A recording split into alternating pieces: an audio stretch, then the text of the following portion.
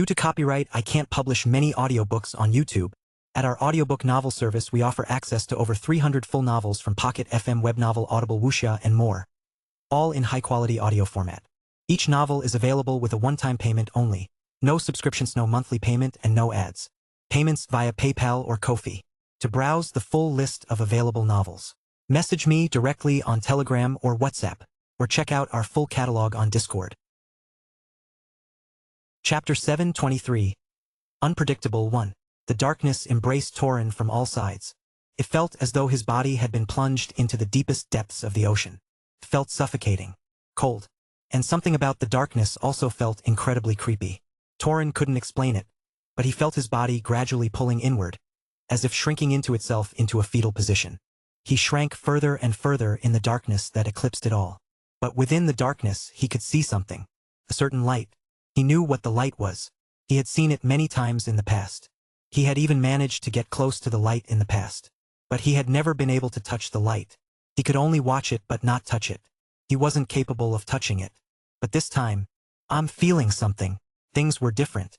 This time he felt closer to the light, almost as if he could touch it. Torin didn't want to let go of that feeling. This was everything he had been hoping for. Therefore, he pushed himself. He tried to reach for the light, for the source. He was getting closer. He could almost feel it now. Amid the all-consuming cold and darkness, the source radiated warmth.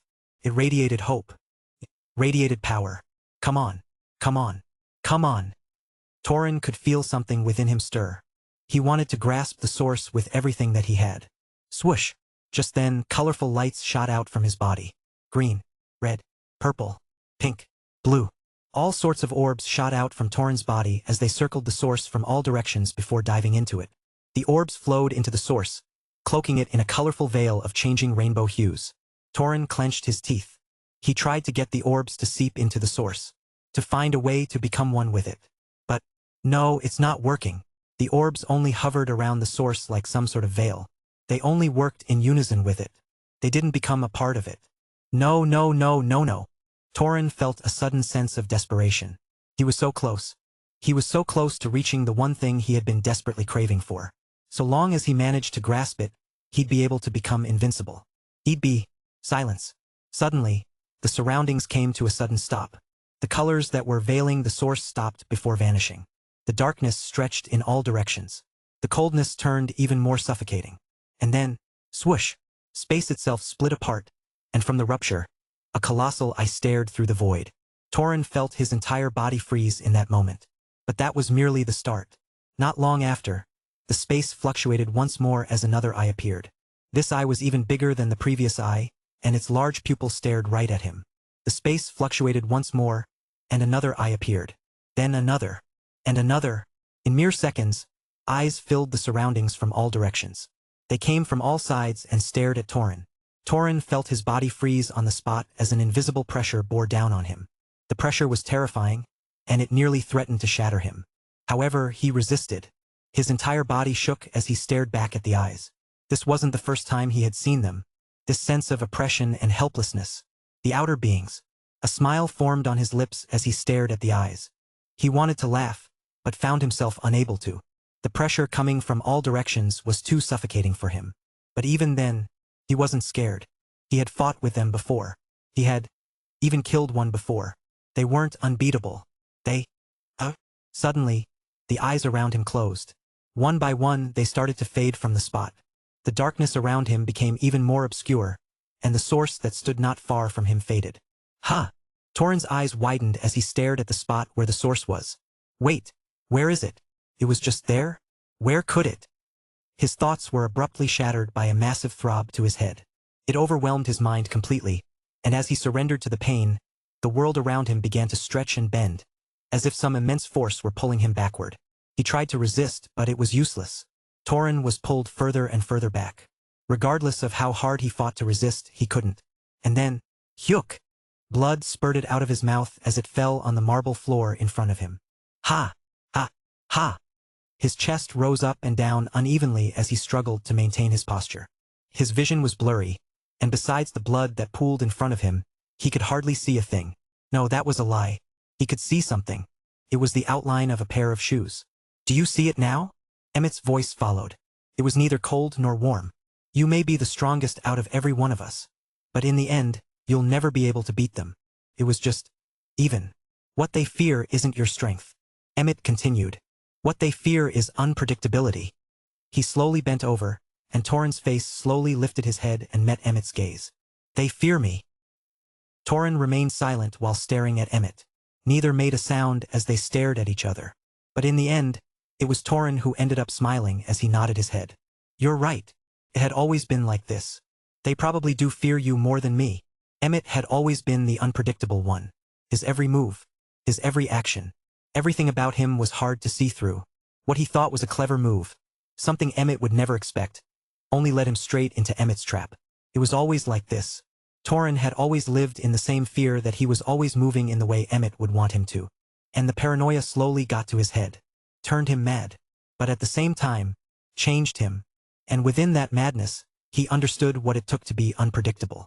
Lowering his head to stare at the blood on the ground, Torin's smile stretched wider as the blood began to retreat, slowly crawling up his body before slipping into his mouth and ears. His skin started to bubble at the action, and his head started to throb. But the pain didn't last for very long. Only for a brief moment as he brought his attention back to Emmett while wiping the corner of his mouth. With a flicker of his eyes, a notification appeared before his very eyes. Ding! Panel appeared shortly after. And through the panel, Torin stared at Emmett's void gaze. I'm sure this is enough to be unpredictable, correct? You're rich, aren't you? Why don't you invest in a portal? I'm sure you can invest in it. I know I can. But? I will. That's good. Leon looked relieved as he sat in the seat opposite me.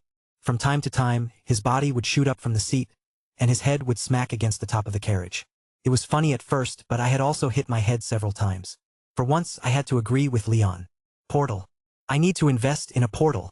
I couldn't keep living like this. That aside, have you thought about who you're going to invite for the rite? From what I've heard, several people have been secretly aiding the Marquis. Leon paused. What? Why are you looking at me like that? I tried my best to keep myself from smiling. However, I still ended up giving Leon a weird look. No, I'm just a little surprised that you know this much. This isn't information that you'd be able to find without some research. I propped my chin over my fist while looking at the window. Looks like someone has been keeping up with the Ivinus household while they were gone. I turned my attention towards Leon. You may be a prince now, but you're still a knight at heart. I pressed my hand against my chest. I'm touch. Another word and I'll fight you. I raised my brow.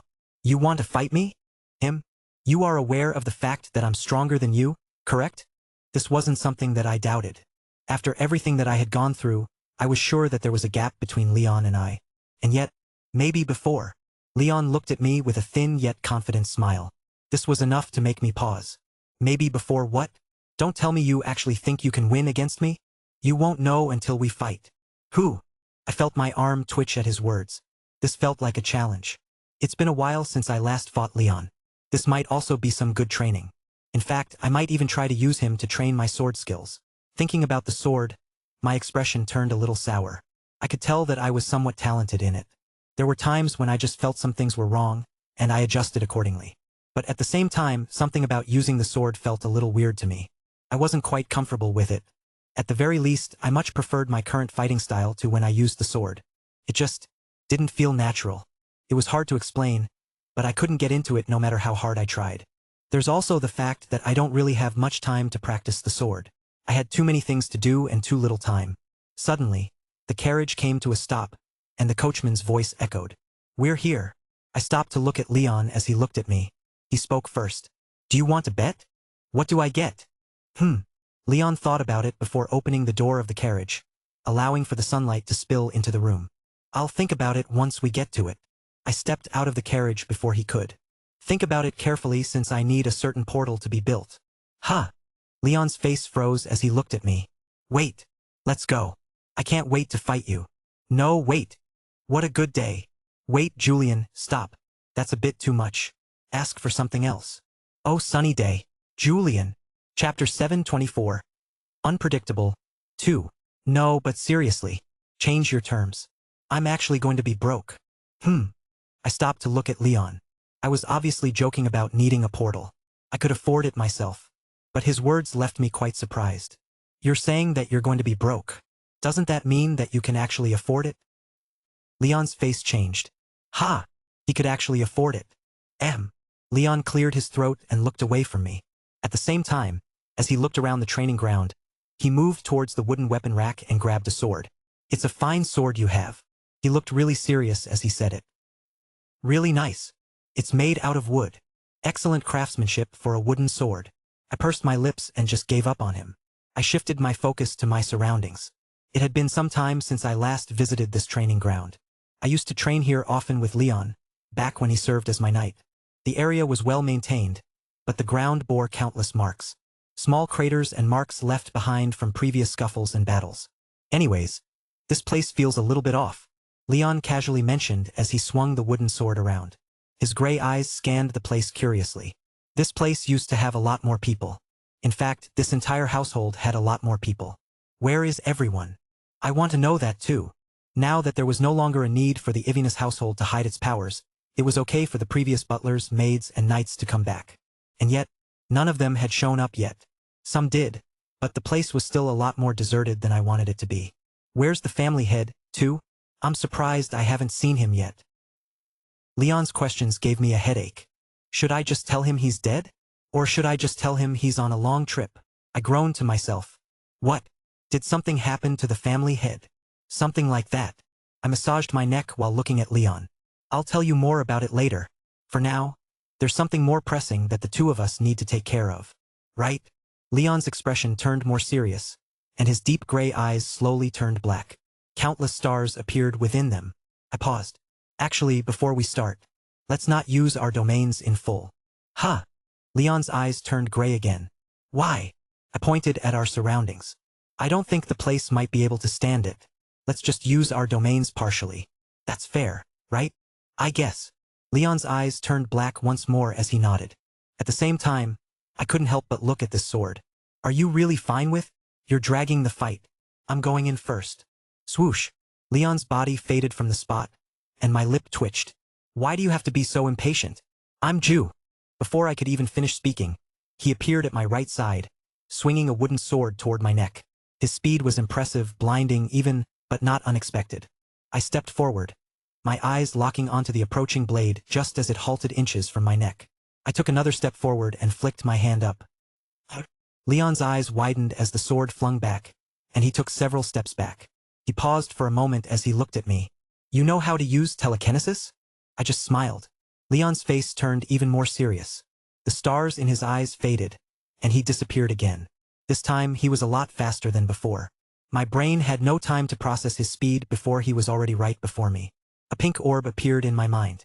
Then, the sword cleaved down on my shoulder. Bang!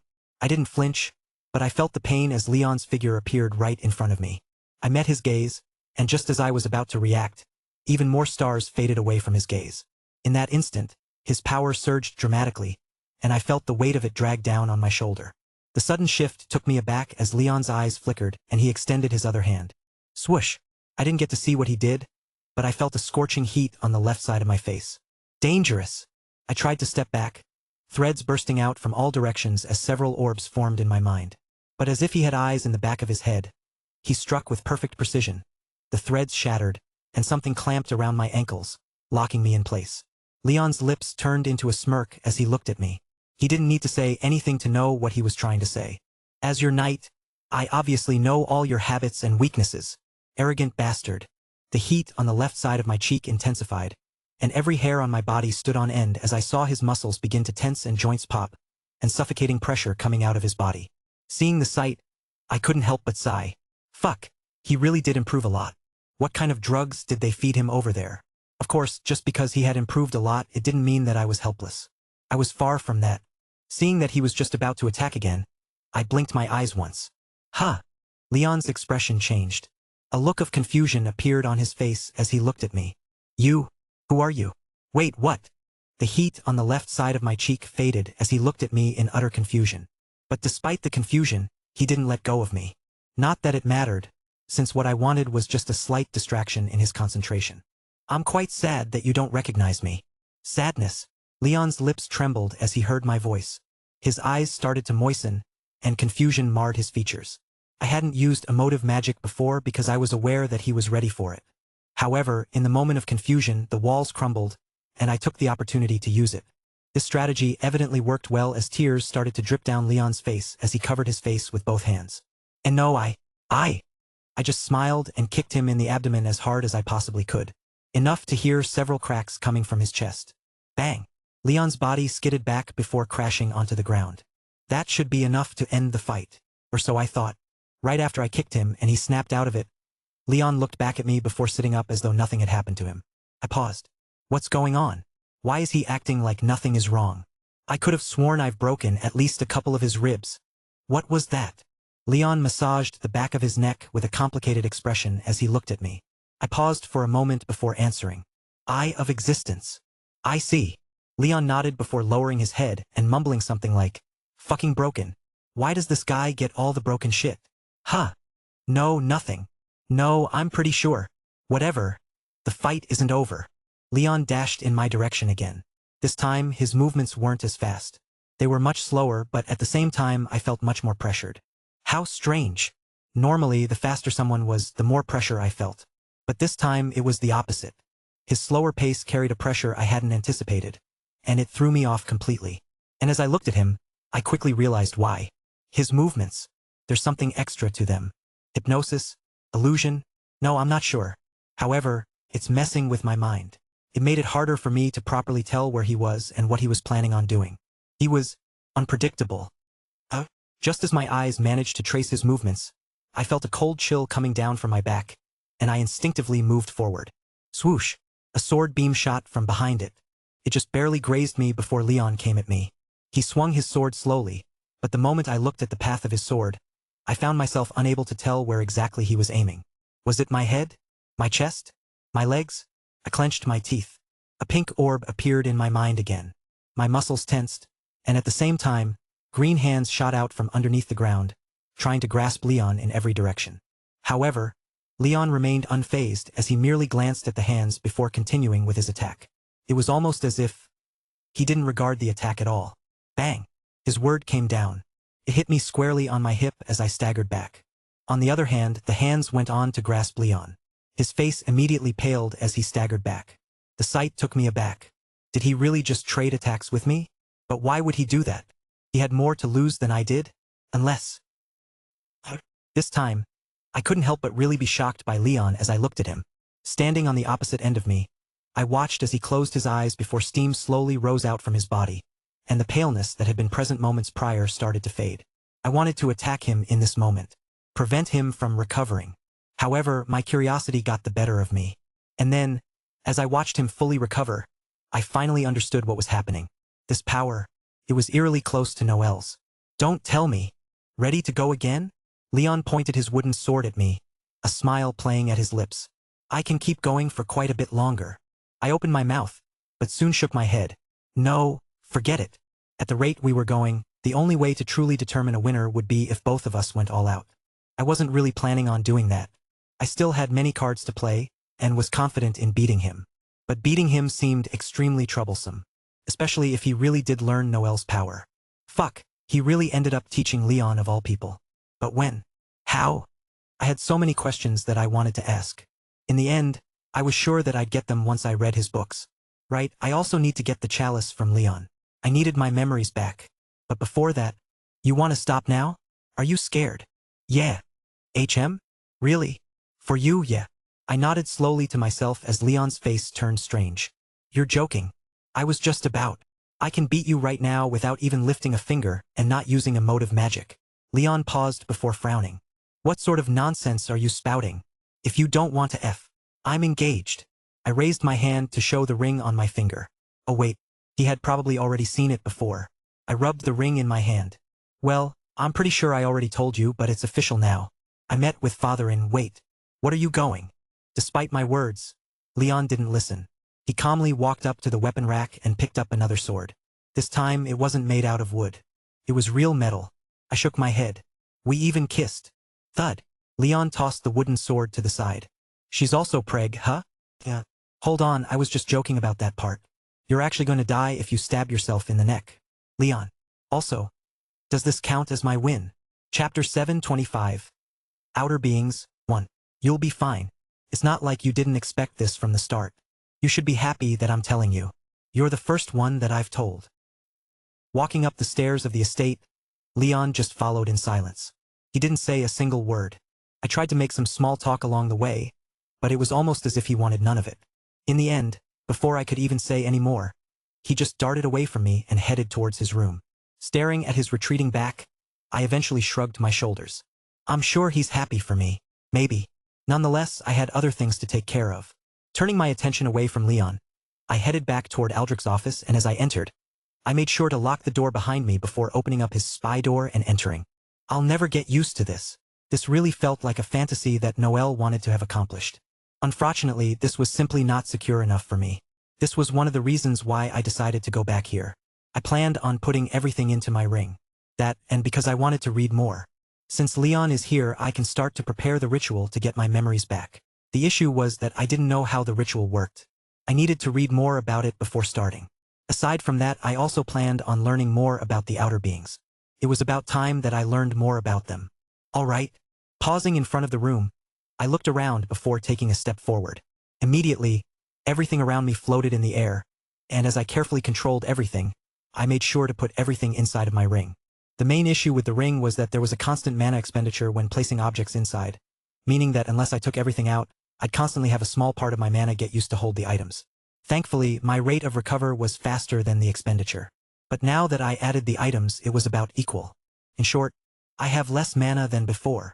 This was a little troublesome, but nothing major. I still had plenty of mana.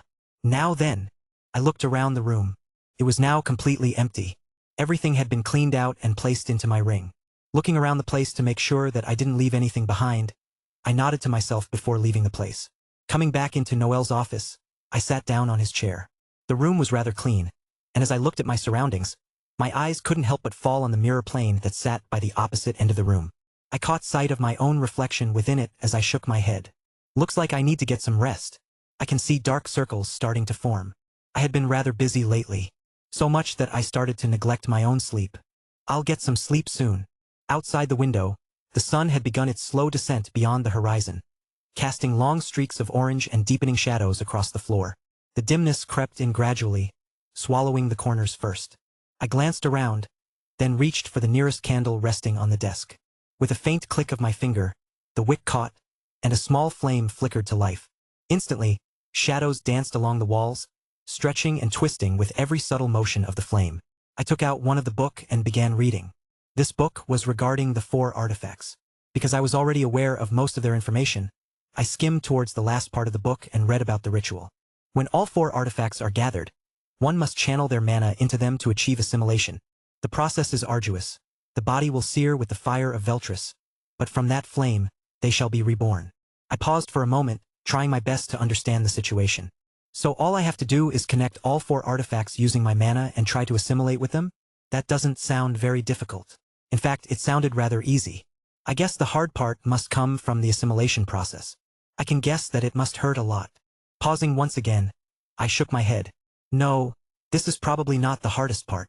The hardest part was most likely fusing with the artifacts without getting noticed by Cithras. Thinking about the time he had found me when I simply used the sword once, I could tell that this process wasn't going to be a smooth one. Thankfully, I had an idea on how to handle this matter. Maybe I can try assimilating inside of the ring. I don't think he'll be able to notice if I do it there. This felt like a good solution to the problem. Okay, I might just do that. The only remaining issue was getting the chalice from Leon. For that, I didn't think it was going to be too hard.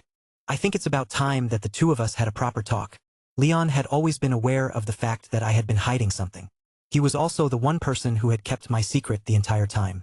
He was someone that I trusted, and seeing how Noel had entrusted some of his abilities onto him, I knew that Noel had trusted him to some extent. Maybe not trusted, but perhaps deemed him worthy of his teachings. Like I said to Aoife, I lied because I didn't care. But now, I planned on coming clean because I cared. I no longer planned on living a lie. Lies were only there to make things more complicated for me and the future me. I best resolve everything before it's too late. The candle flickered again, its flame bending to an invisible breath. Shadows writhed along the walls, stretching and curling like they had minds of their own. Without realizing it, the room had sunk into near total darkness. In its place, the moon now hung high in the sky, its pale light spilling weakly through the window. The glow was soft, distant, barely enough to touch the edges of the room. It mingled with the candlelight, casting a cold silver hue over everything. It just brought enough light for me to see my own reflection in the mirror plane by the opposite end. I stared at my own reflection within the darkness. I could hardly see myself now. The only thing I could barely see was my own gaze, flickering in and out of view in basis to the flicker of the flame. I pursed my lips and took out another book. Outer Beings. This was the other book that caught my interest. There was really not much that I knew about them, and the only thing that I had managed to learn from them was from when I was in the mirror dimension. I still held a bit of grudge against Noelle for not telling me about them earlier. However, taking into account how I had probably been the same, I could only relent. It's not like I'm much different now. I shook my head and opened the book. The moment I opened the book, it was as if the temperature around me dropped. The surroundings felt a lit colder, and for some reason, even the flame of the candle seemed to pause, its flicker freezing mid-dance for the briefest moment, as if something had entered the room. I raised my head and looked around, feeling my brows starting to slowly furrow. But as I looked around and saw nothing, I focused my attention back onto the book. There wasn't much written on there, but it was all hand-written in cursive. This is Noelle's handwriting. I could recognize it in an instant as I began reading. There isn't much that I know about the outer beings. I've only encountered them a couple of times, even killed one, but I don't know how many there are or what their hierarchy is like. Of the few things that I know is that they are incredibly powerful and have affinity with the source. They seem to fear anyone or anything that can touch the source. The mirror dimension was the prison that they created in order to seal us in, to stop us from touching what isn't supposed to belong to us. Are they agents of the source, or are they a separate entity? Defeating them seems to be impossible. Even Torin, the strongest amongst us, is helpless against them. We're nothing but rats trapped in a cage. What is their goal? What is it that they want from us? There's so much that I don't know. But if there's one thing that I do know is that they see everything. They feel everything. They are everywhere. Ignorance is a person's greatest blessing. The less one knows about them, the safer they are. Awareness is an invitation, and the moment you come to understand their existence, they become aware of yours. Wait, wait, wait, wait, wait. I paused upon reading the last few lines, feeling a certain weight settle over my chest as I read the part again. The moment you come to understand their existence, they become aware of yours? A subtle yet loud pouting suddenly echoed within the room. It wasn't loud, but it felt incredibly loud as it rang loudly inside of my mind. The candle flickered violently. Shadows recoiled and stretched in all directions, distorting across the walls like they were trying to escape or surround me. The fine hairs on my arms rose slowly, prickling as a certain tension rose within the room. My eyes drifted upward, almost unwillingly, and locked onto the mirror across the room. In the dim light, my reflection was barely visible, just the faint outline of a face in the dark. But then the candle flared again. For a split second, I caught a clear glimpse of my own eyes in the glass. They stared back at me, as they should. But the longer I looked, the more it felt like they were the ones observing me. Not as a reflection, but as something separate. Something aware. I held my breath. Then, zero crack. Cracks suddenly formed on the mirror, distorting my own reflection. I hastily rose up from my seat. Flick. The candle flicked away and the darkness engulfed the room. In that moment, my entire body tensed. Although I couldn't see, I could feel. I could feel the presence that lingered within the room, staring at me, watching me. Chapter 7:26. Outer Beings. 2. The darkness closed in, swallowing me from all directions. Sound faded into nothing. No footsteps, no breath, not even the faintest whisper. Just an oppressive, unnatural silence that pressed against me from all sides. My muscles tensed instinctively. I could feel it. Presence. Someone or something was in the room with me, watching, waiting. I held my breath, forcing myself to stay still as my eyes scanned the shadows. Slowly, carefully, I extended the threads, letting them fan out in every direction, feeling for movement, for a break in the silence. But there was nothing. No response. No disruption. No sound. And yet, I knew I wasn't alone. I could feel it watching me in the darkness as I tried my best to remain calm. However, even at my calmest, I couldn't suppress the cold sweat that was forming on my back. This wasn't something that I could control. And just as the tension peaked, as every nerve in my body screamed with tension, it was gone. The presence faded. Just vanished. As if it had suddenly lost interest in me altogether. As if I no longer mattered. Flick. The candle on my desk sputtered back to life, its flame trembling as it reignited. Light spilled outward, chasing back the shadows. They clung to the corners of the room, twisted up and down around the room. I stood in silence, unable to make out the situation. However, I was quick to snap out of it as I stared at the fragmented reflection of myself coming from the mirror on the opposite end of the room. I felt my chest slowly rise and fall as a loud pounding sound echoed in my mind. What in the world was that? I could still feel the chills running down my body. This was the first time I had ever experienced something like this. This fear. It was different from anything I had gone through in the past. Not even Cithras gave me this type of fear. If he gave me a sense of helplessness, then this gave me something different. It wasn't insignificance. It wasn't despair. It was more like recognition, as if I had suddenly gained the attention of something that I should never have. The fear of recognition. How does this even make sense? I brought my hands over the table, leaning forward as I tried to catch my breath. But the moment I pressed my hands on the table, I noticed something. The book. It was completely blank. Everything that Noel had written was gone. When did this? I covered my mouth while sitting back down on the chair. I was really struggling to keep it together, but I knew I had to. It was for this reason that as I looked at myself in the mirror again, I stared at the purple orb that was reflected inside of me. I pressed my hand down and lowered it significantly. Better. I finally managed to calm down. Shifting my attention back toward the diary, I tried my best to process the situation. Closing my eyes, I replayed the words from the book in my head. Ignorance is a person's greatest blessing. The less one knows about them, the safer they are. Awareness is an invitation, and the moment you come to understand their existence, they become aware of yours. Thankfully, I could still recall everything that I had read. My memories had not been erased. Only all markings of their existence had. But there was something that I was curious about. I learned of their existence back when I was in the mirror dimension. Does that mean that they were aware of the fact that I existed then? If so, why only act now? Or do they have no reach in the mirror dimension? I flipped to the next page to see that it was entirely blank. From the start, there wasn't much written in the diary. It only seemed to be one rushed page. I was a little surprised by the lack of information, but it now all made sense. It wasn't that Noel didn't know much, it was that just talking or writing about them would garner their attention. This probably explained why he never really talked about them and had me find out directly. I'm surprised he was able to write this much about them without being noticed, but I'm sure there must be a trick. I continued to flip through the pages. Everything was blank.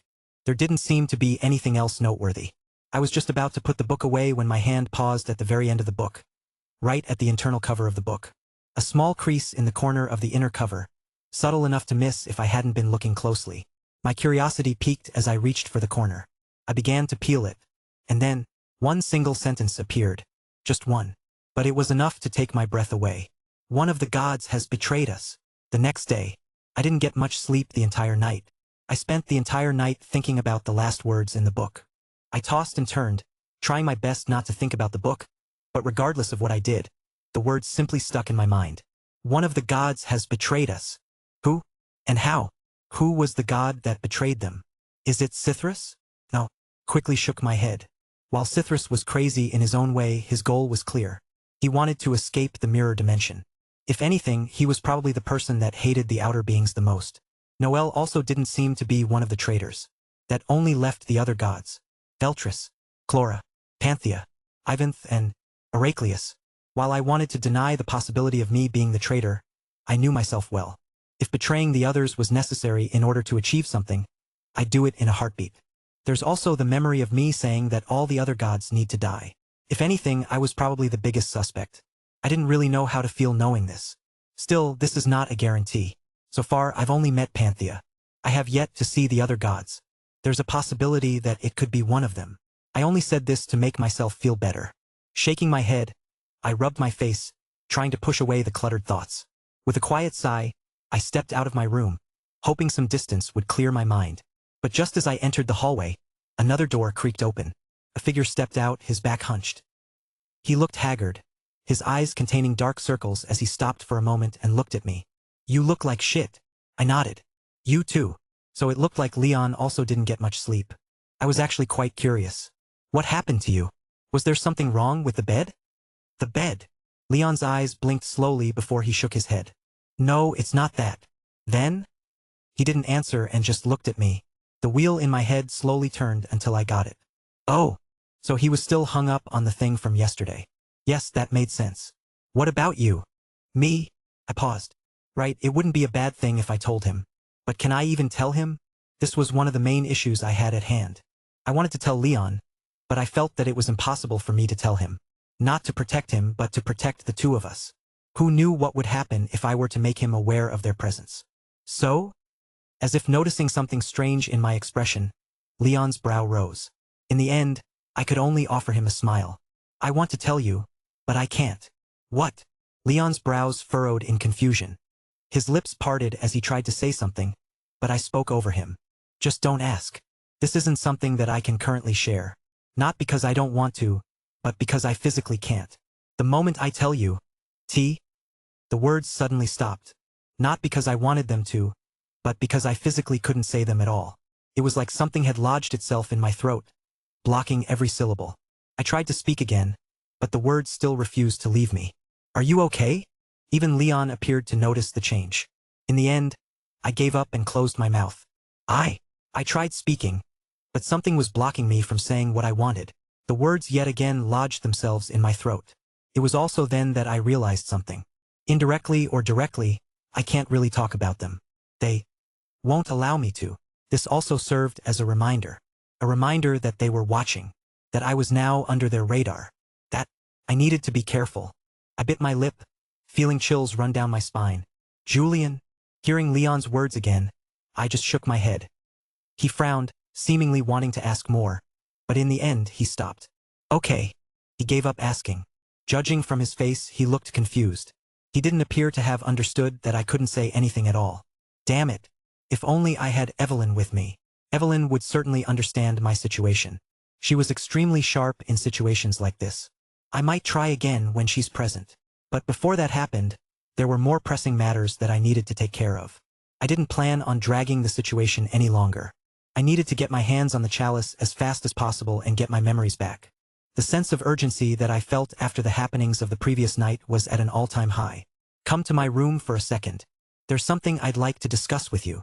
Oh, sure. Let me just get some break. Nope. I grabbed Leon's arm and pulled him into the room.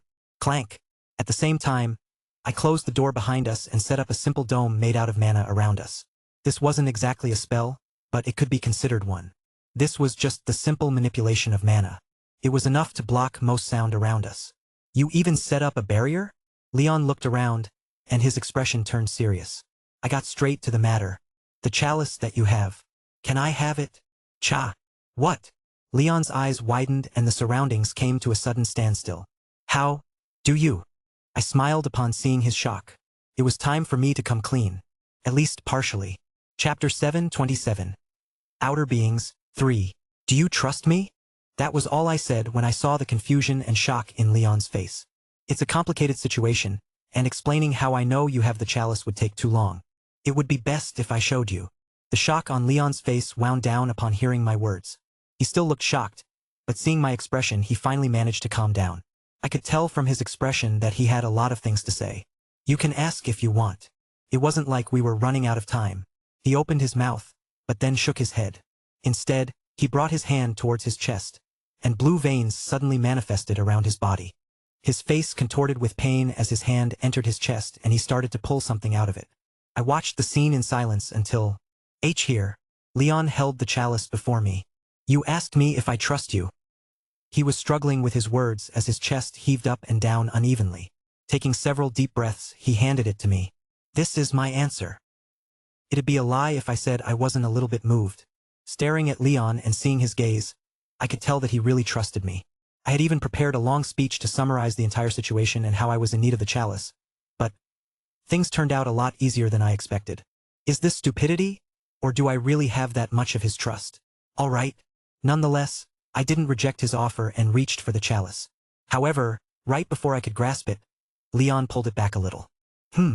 So he really wasn't going to give it to me for nothing. If you want me to, that's not it. Leon shook his head, staring at me with his deep gray eyes. I'm going to give it to you. I just want you to remember something. Yes? Whether you like it or not, I'm your knight. I'm on your side. He shoved the chalice to me right after that, leaving me stunned on the spot. For a moment, I didn't know how to react, but as I looked into his eyes, I smiled. That's a given. I almost laughed as I felt the cold touch of the chalice in my hands. Whether you like it or not, You are my knight. Did he really think I was going to let go of 50 million rend for free? He was an idiot if he really thought that. Leon smiled too. He seemed to want to say something, but I spoke before he could. Guard me for a few minutes. Just a few minutes? Well, to be honest, I don't know. Could be a few minutes or it could be more. I wasn't actually sure. The book didn't really say anything about how long it was going to take. I didn't think it was going to take a long time, but there was no guarantee. Okay. Leon's face turned serious, and so did mine as I focused all of my attention on the chalice before me. Then, activating my ring, the chalice vanished from out of thin air. I sank my consciousness into the ring not long after. Thud. A white palace greeted my view not long after. I walked into the palace and made my way towards the back room where all the items were stored. As I walked, I couldn't help but look around the place. It was relatively empty and lacked any real decoration. Maybe it's about time that I start decorating this place. But then again, it would waste quite a bit of my mana.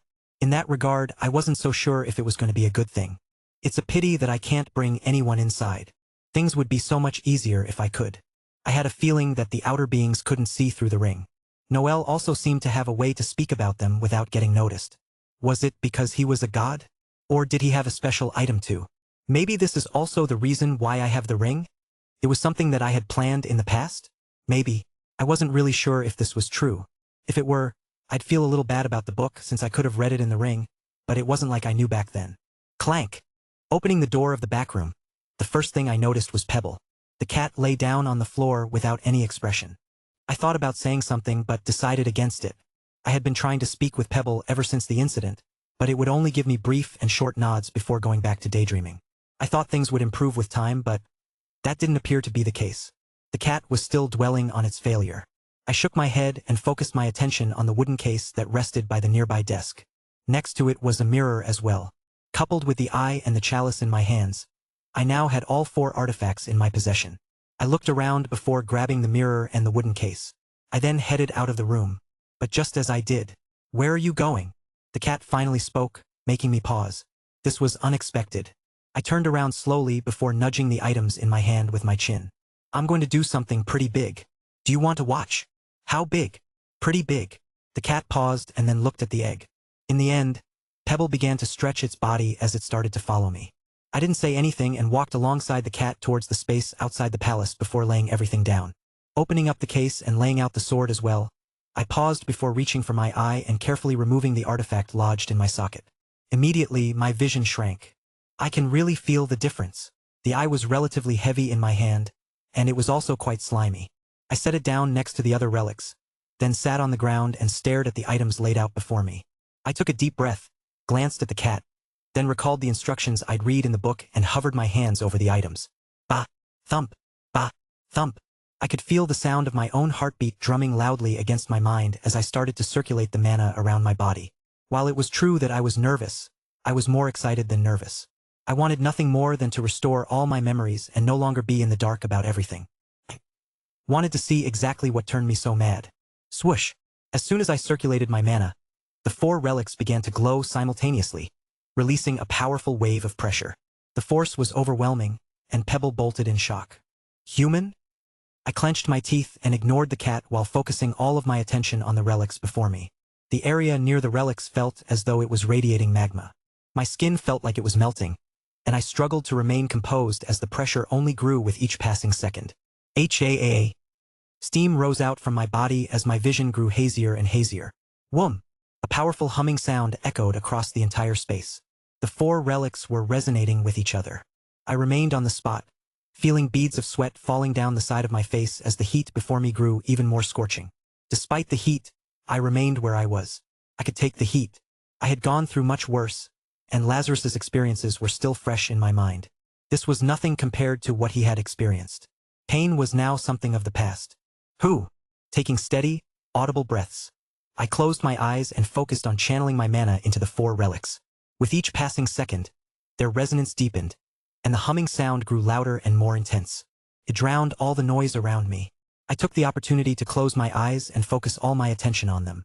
4 balls of light appeared in the darkness of my vision. They began as 4 dim orbs, but with each passing second, they grew brighter and brighter until they overwhelmed my closed eyes with blinding light. It's ready. My eyes snapped open, but a searing pain instantly blinded me. The light tore through my iris and sank into my eyes. I didn't even have the time to scream before I felt myself lose my other eye. I went completely blind from that moment. The only thing I saw was darkness. The darkness was accompanied by a scorching heat that seemed to burn down every part of my body. Although I couldn't see it, I could feel it. I was being burnt alive. My body trembled on its own as I ignored the pain. The destructive power that came from the four relics was something that I had already been aware of from the start. But what I didn't expect was the intensity of it. Rattle. Rattle. Before I knew it, the surroundings had started to shake. While I couldn't see, I could still hear. What's going on? The palace is shaking? It's breaking apart. Pebble's panicked voice also helped me better understand what was going on around me. My heart sank. The last thing I wanted was for the ring to break.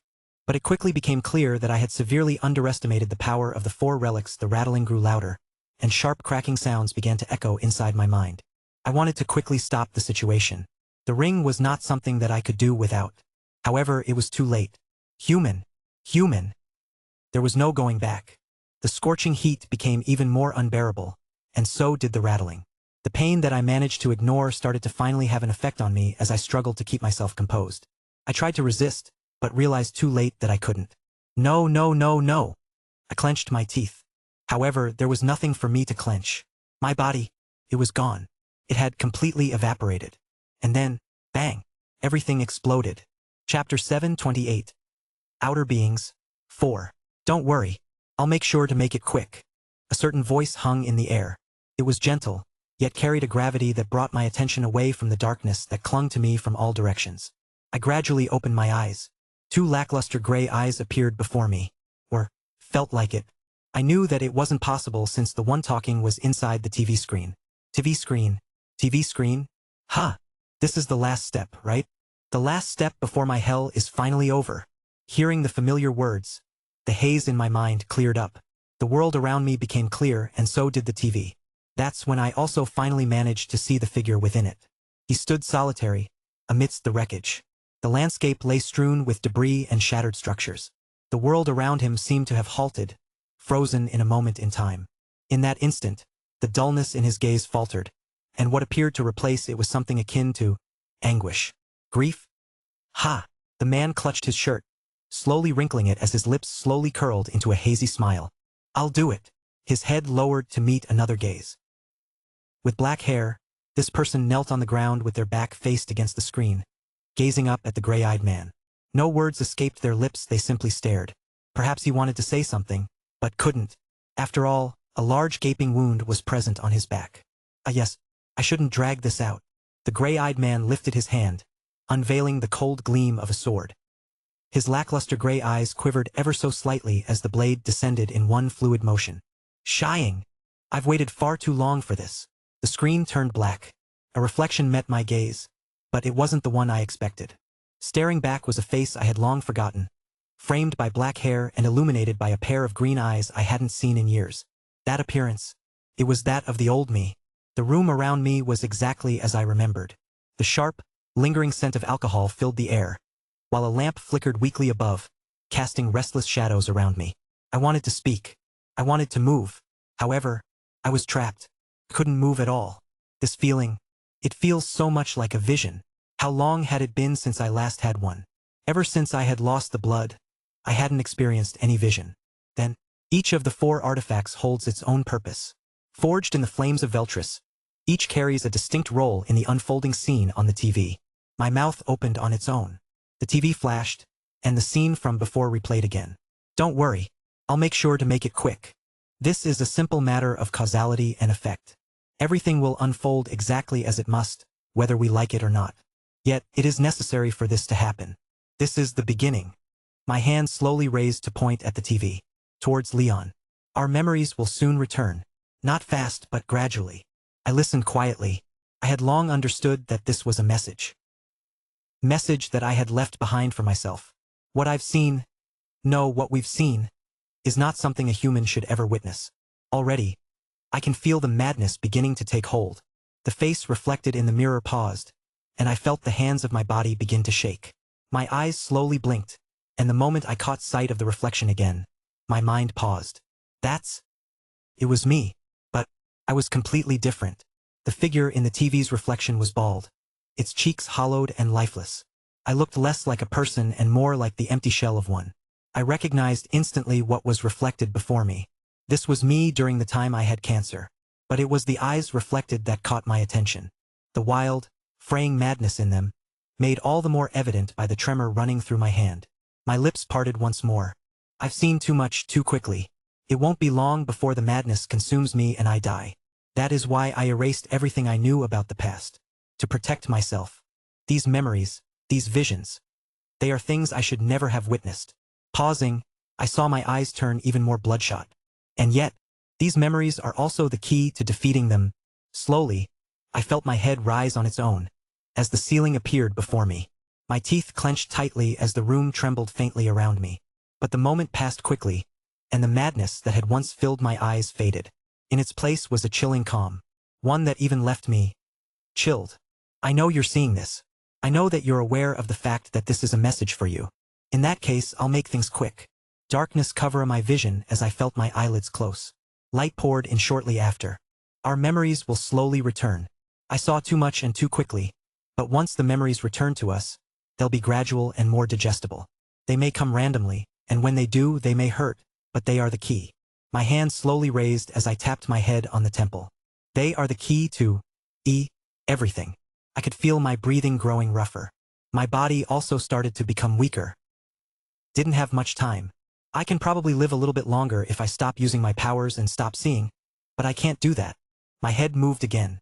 This time, it faced the reflection on the TV. While we were the same person, it almost felt as though the two of us were standing on opposite ends, staring at each other. I can go mad. I can die. If it means that, when the time comes, I won't lose myself to madness, then I'm willing to pay the price. And I can see that everything is going as I envisioned so far. A smile graced the figure in the reflection. It was a gratifying smile, one that seemed to be filled with relief. I could feel my hand shaking. The same was for my breathing. Could feel it more than ever.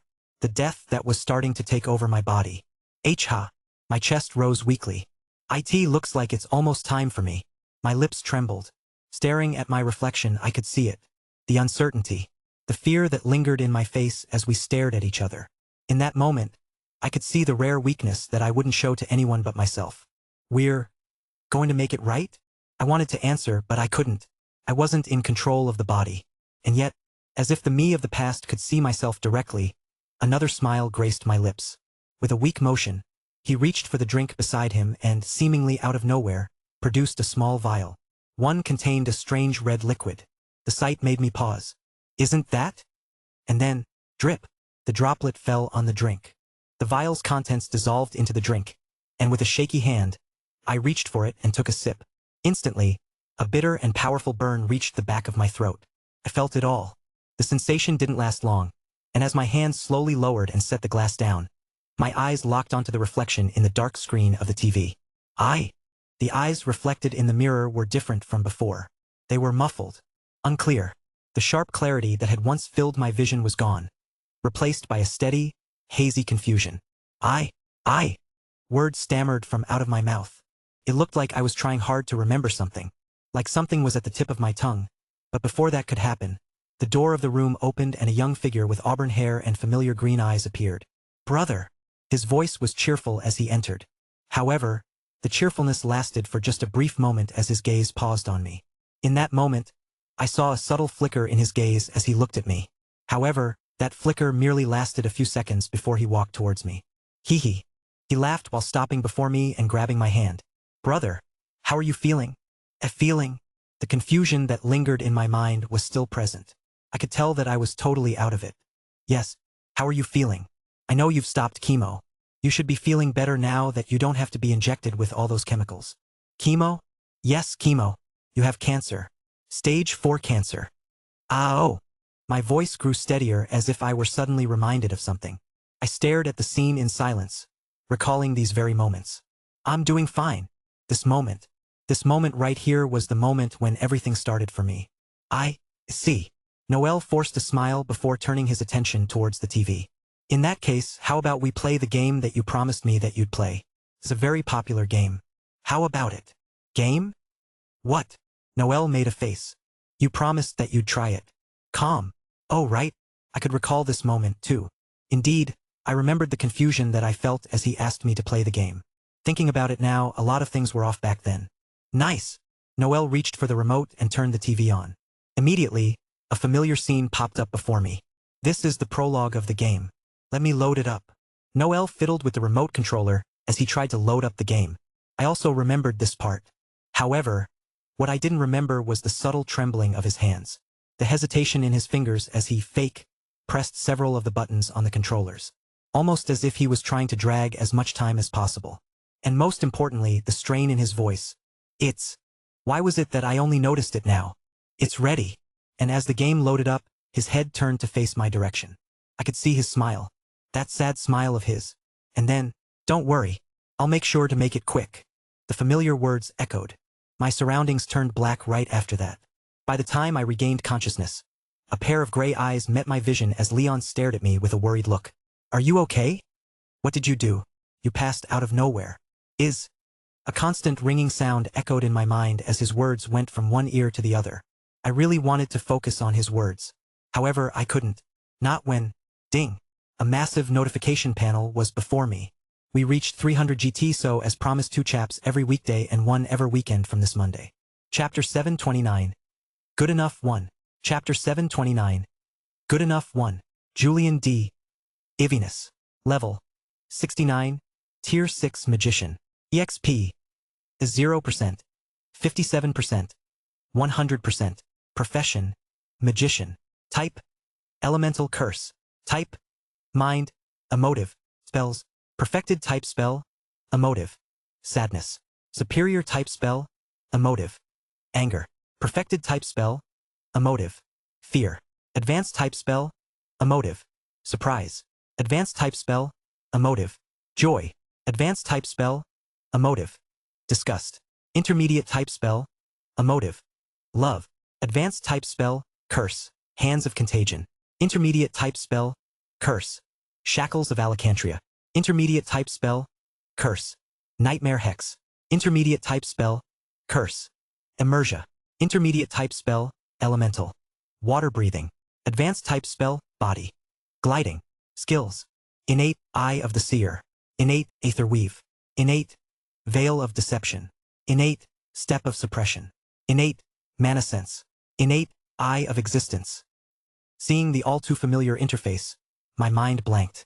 Even as Leon waved his hand in front of me, I didn't react. I didn't know how to react. My mind was completely blank, devoid of any thought as I struggled to comprehend the scene before me. How? How is this possible? I knew that my blood was gone. Jackal had taken my blood. While I didn't know what Jackal was up to, I knew that his situation wasn't good right now. Was he even alive? Even though I had no idea what his current state was, I knew there was no way I'd get my blood back. In that case, there was only one explanation for all of this. My past self left my remaining blood in the 4 artifacts, and by activating all 4 of them, I managed to absorb all of the blood back and restore my powers. It all suddenly clicked. From the memories that I had experienced to the notification panel and the reason for Cithrus's obsession with the 4 relics. All finally made sense. The 4 artifacts. They contained the last remaining traces of my blood. Heraclius's blood. Ho! My chest rose up unevenly. The realization hit me like a truck. Everything started to click into place in my mind in that moment as a lot of the mysteries started to clear up. Just as my thoughts began to steady, something struck hard against the side of my face. Smack! Stung, and it snapped me right out of my thoughts. A pair of gray eyes appeared before me once more. They were the same eyes as the ones I had seen on the TV, but they were far from as hollow as the ones I had seen. I could see the worry in them. Julian, all right. I tried to open my mouth to speak, but, smack. Huh? I blinked slowly and tried to speak again. But, smack. I felt another smack on the side of my face as I hastily raised my hand to block my cheek. I'm Finn. Smack. He smacked my other cheek. This fucker is doing it on purpose. I raised my hands and covered both of my cheeks. Smack. He smacked my forehead. Bastard. Oh, Julian. Leon moved back and covered his mouth with a relieved look on his face. You're doing fine. I'm glad you're fine. I looked at his neck. That long and sturdy neck of his. Both of my hands twitched. I was close. Really close to grasping his neck with both hands. Just the thought of squeezing his neck and stopping all air from flowing through his brain sent jitters down my spine. Jitters of excitement. However, I stopped myself in the last moment. Control. Self-control. I took a deep breath before calming myself down. Yes, I'm fine. Leon smiled, but looking closely, I could see that he was disappointed with my reaction. This bastard was really looking for a fight. I steadied myself again before glancing around. The room was just as I'd left it, neat and orderly. The only change was beneath me, where the carpet was darkened by a pool of sweat from where I had been lying moments before. I paused my eyes on the pool of sweat and then looked at Leon. Did anything happen to me? Not really. Leon's face was quite serious now as he looked at the same carpet. Honestly, it all happened so fast. One moment you told me to keep an eye on you, and the next your face went pale and your whole body started shaking. Before I could even process what was happening, you collapsed. For how long was I out for? Not that long. Leon took out his pocket watch. About a couple of minutes? What? That short? It wasn't that long. I thought back to everything, from setting the 4 relics all up to the vision itself. In truth, barely any time had passed, yet somehow it felt as if an eternity had slipped by. Could this be due to me merging with the memories? I felt like this was a likely explanation, but that wasn't important for now. Connecting my mind with the ring and going back in, I looked at the state of the place. If I had to describe the place with one word, it'd be mess. The palace that had once stood proudly in the grandeur of the white space was now marred with cracks. And as I looked around, I saw the same fractures spreading across the world itself. My heart ached at the sight. I hope so. The ring was far too valuable to me, and the last thing I wanted was for it to be damaged by my own carelessness. I planned on finding someone whom I could trust in order to fix it. At least these look fine. I paused before the 4 relics, scattered across the ground, their surfaces dulled from their former shine. Yet, I could still feel the intense pressure radiating from each of them. It looks like they can still be used. I picked all 4 of them up before heading towards the palace. But just as I moved, I focused my attention elsewhere. Right where a certain cat was looking at me. Pebble? Its eyes were narrowed, and judging from its expression, the cat was anything but pleased with me. Thinking about everything that I had done, I found myself scratching the side of my face. I didn't actually do it on purpose. I didn't expect things to turn out like this. The cat remained silent. It was throwing me a tantrum. I could only bitterly smile before heading into the back room. The cat will get over it. Stopping by the back room, I dropped all of the relics inside. Well, not all. I placed the eye back into my eye socket and kept the chalice. Opening my eyes again and seeing Leon's face, I held out my hand. Here. His brows jumped up in surprise the moment he saw the chalice in my hands. You're giving it to me? Yeah. I've already done what I needed to do with it. Leon's lips opened and closed a couple of times. He looked like a fish out of the water. It was quite a funny sight to see. In the end, amidst his confusion, he slowly raised his head to look at me. Are you serious? I nodded. I really don't need it anymore. I had already done what I needed to do with the chalice. I didn't have any more use for it. At least not yet. Given the words that I said during the vision, this won't be the last time that I'll be seeing the chalice. In that regard, it would be best if I keep it, but I looked at Leon and shoved the chalice in his hands. Just take it. I really don't need it. A certain part of me told me that I wasn't the one meant to hold the chalice. Leon was the true owner of it. Be it in the past or the future, he was always the one who had it. In that sense, this was the right decision. Okay. After a few bouts of hesitation, Leon ended up reaching for the chalice as he put it away shortly after. What followed was a pause. A long pause. One that I eventually ended up breaking. If you want to ask questions, you can ask. There's no need for me to hide anymore. Despite my words, Leon remained silent. In fact, I could see some hesitation in his eyes as he looked at me. I was just about to speak when he cut me off. I know. The words that were about to leave my mouth stopped. He knows? What do you? I've always had that inkling that it was you. What are you? From the times when Julian would just randomly turn into a completely different person, to the times when he ended up traumatizing me with jokes of a book that appeared in the exact sequence in a book that was published way later, I felt my expression subtly change. I thought back to the time of past and recalled the jokes that I had mentioned to him when I had used the 3rd leaf to encounter him. Those jokes. They were indeed jokes that I had picked up from a certain book I had read. Leon continued. To the times when you'd randomly disappear from time to time, and the times when you'd seem to act like you know what is happening. Your connections with the Church of Heraclius and how they even tried to kill you. To the fact that you're not the real Julian. Leon's eyes flickered, and my heart sped up. In that moment I could see it. the clarity in his gaze, the look of realization as if all the dots that he had been unwilling to connect finally started to connect as he looked at me. You're related to Heraclius, aren't you? I paused. Staring at Leon and seeing the seriousness in his expression, I could tell he had spent a lot of time thinking about this. In fact, he had probably been thinking this for a very long time, but simply never asked out of respect for me. And for that reason, I nodded. I am.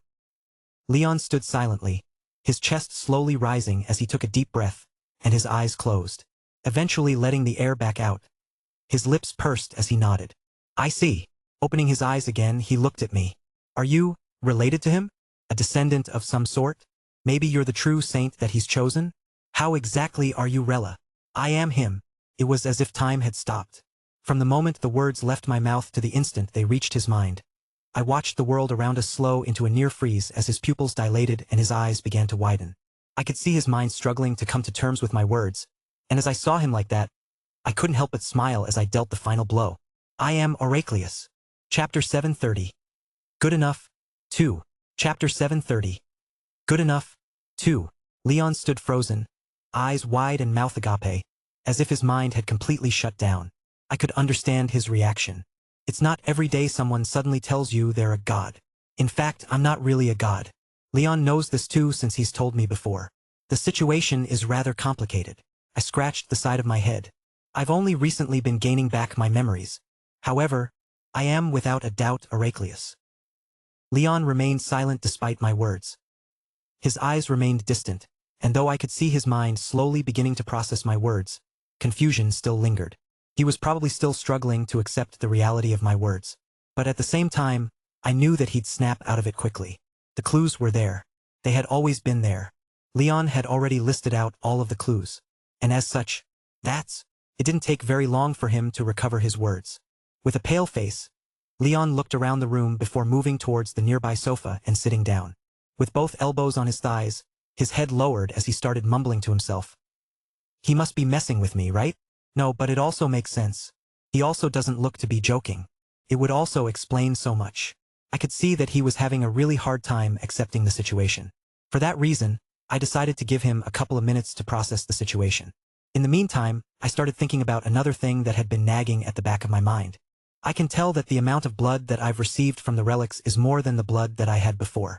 It probably is the same amount as the one I had before, combined with the amount that Jackal had. What will happen if I absorb that one? Would I be able to fully get my powers back? In this regard, I knew that I had yet to tap into all of my old abilities. I'd be able to do that if I were to get the old blood. But how was I going to do that? I'm pretty sure the blood is at the hand of Cithras now. Noel told me that he will most likely fail to absorb the blood, because I had told him. But what if the prediction is wrong? I trusted myself. I trusted my own visions. However, it wasn't like I was perfect. I understood this. There were times when some of my visions proved wrong. They were omniscient, not omnipotent. Not only that, but Cithras. Something about him still sent chills down my spine. Thinking about all my interactions with him, I understood that things weren't going to be that easy. I'll need to assume that there's a chance that the vision failed and he truly managed to assimilate with the blood. In that regard, I'll have to be extremely careful. I recalled what had happened the last time when I experienced a vision and Jackal interrupted. If Cithras, no, Tauren truly managed to assimilate with the blood, then whatever future I saw, he saw. But I guess I'll also be able to tell if he has assimilated with the blood or not. I hoped he didn't, but there was no certainty. The only way for me to find out was by experiencing a vision. As my thoughts began to spiral, a sharp voice snapped me back to reality. Let's say, I believe you and you're really Heraclius, then does that mean that you will? Actually, let me correct you there for a second. I raised my hand to stop Leon, then took a seat on the sofa across from him and leaned back. I could tell what he was trying to ask, and what his worries were. He's worried I might become someone completely different. While it is true that I am Heraclius, I'm just a part of him. You can say that I've yet to recover all my memories about my past. There will be a time when I will gain all my memories back, but my personality won't change. I had also been worried about this aspect for quite some time. Whether the influence of my old memories would change my personality entirely, or I'd encounter a situation like the one with Lazarus. But that was impossible. Emmett was me and I was Emmett. Even if the memories were to come back, I'd just be the same person. I couldn't become a different person even if I wanted to. I was the one who truly wielded the power of emotions. Overriding me would cause everything I'd worked for to be in vain. And you're sure of this? Yes, I am. More or less. The past me had already succumbed to the madness of the visions. Leon's gray eyes continued to remain fixed on me before he took a deep breath and leaned his body further forward. I understand. His head bobbed up and down slowly. This isn't really surprising. While I did have my suspicions, I didn't actually think you were him. But now that I do, it all makes sense. His expression turned a little complicated. Tell me honestly, in the past, was it MHM? I nodded. It was me. I see. Leon looked torn between anger and laughter. His expression shifted a few times before he finally burst out laughing. I can't believe it. And yet, the more I think about it, the more this appears to make sense. No, in fact, this makes things even better. Oh? In what way? Leon's face softened as he looked at me. Have you ever wondered why I always kept up with the abuse from Julian? I paused, unable to answer. Not because I didn't know the answer, but because I was finally understanding it. You're the reason. Leon covered his mouth as he laughed again. At first, it seemed genuine, but on closer look, there was a hint of strain beneath it. There were countless times I wanted to quit, to run away from you and all your tyranny. Yet sometimes you showed a side so different, so calm, so genuine. Even the way you looked at me changed. It was those moments that gave me hope. Hope that you'd change. Hope that the Julian that I was following would become someone worthy of following. Leon paused there. I didn't need him to continue to know what he was going to say. And yet, I allowed him to continue. I wanted to hear it. I had almost lost all hope until you showed up. You reminded me a lot of the Julian that I'd occasionally see. The one that Evelyn used to always mention. In the end, I had never been loyal to Julian. The one I've been loyal to. Leon paused, his expression straining again. Is you. From the very start, you were the one I've been loyal to. In that regard, some things never change. Leon laughed again as he spoke, his face flickering between a cringe and amusement, caught somewhere between self-disgust and finding the situation hilarious. I too started laughing. And I too started cringing. But beneath the laugh and cringe, I saw understanding. Despite who I wasn't going to change, and neither was he. And it was good enough. Following my talk with Leon, I filled him in more on a lot of the things that I planned on sharing. In order for him to help me in the future, it was important that he understood a lot of the things that I was dealing with. I told him about Sithris, the other gods and their goal of breaking out from the mirror dimension. I wanted to share more, but certain parts were simply not possible for me to share. I was either held back by some unseen force or simply couldn't bring myself to speak, especially when it came to the family head's true identity. Leon wasn't stupid. I wasn't either. I understood the moment that Noel revealed himself that he was the one who had caused the incident in the past and had kidnapped Leon. I didn't know his reasons, but if I had to guess, it was because Leon was the most compatible with his blood and powers. Noel? He had changed considerably. He wasn't the same brother that I knew. He had grown completely different in the time I hadn't seen him, and he had become incomparably cold and ruthless unless it involved me. The things that he did, they weren't exactly things that I agreed with. The original Julian, he was probably just an innocent kid who had turned twisted because of Noel. No, it isn't just because of Noel. I'm a big part of the problem, too. Noel had turned into the person he was today because of me. I held a lot of faults in the current situation, and the thought ate away at my conscience. However, what was done was done. I couldn't change the past. The only thing I could do was look ahead. In the end, this was all for survival. This was all. So that the two of us could survive this world. Are you ready? Leon's voice reached my ears as I turned my head toward him. He stood by the estate's door, dressed in a slick black suit with silver embroidery. He looked impeccably dignified as he held the door open for me. I paused for a moment before turning to the right and staring at the glass mirror that one of the attendants held. I stared at my clothes, which consisted of an elegant black ensemble adorned with silver clasps, a high-collared shirt beneath a long coat trimmed with thick fur at the shoulders. Black gloves fitted snug around my hands, and a flowing cape swirled behind me. The clothes were rather extravagant, but this was exactly what I needed. I needed to look extravagant, especially for what I was just about to do. Turning towards Leon, I started to walk in his direction. Are you really going to do it? Yes. I nodded while walking past him and staring at the massive carriage waiting for me up front. Tomorrow was the day of the rite and I planned on competing alone. If you want access to fast updates or the full novel in high-quality audio, contact me now and buy.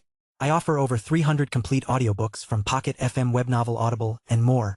No locked episodes, no subscriptions, just one-time payment via PayPal or Ko-fi. Message me directly on Telegram or WhatsApp, or check out the full list of available novels on Discord. Start listening to your next favorite audiobook today.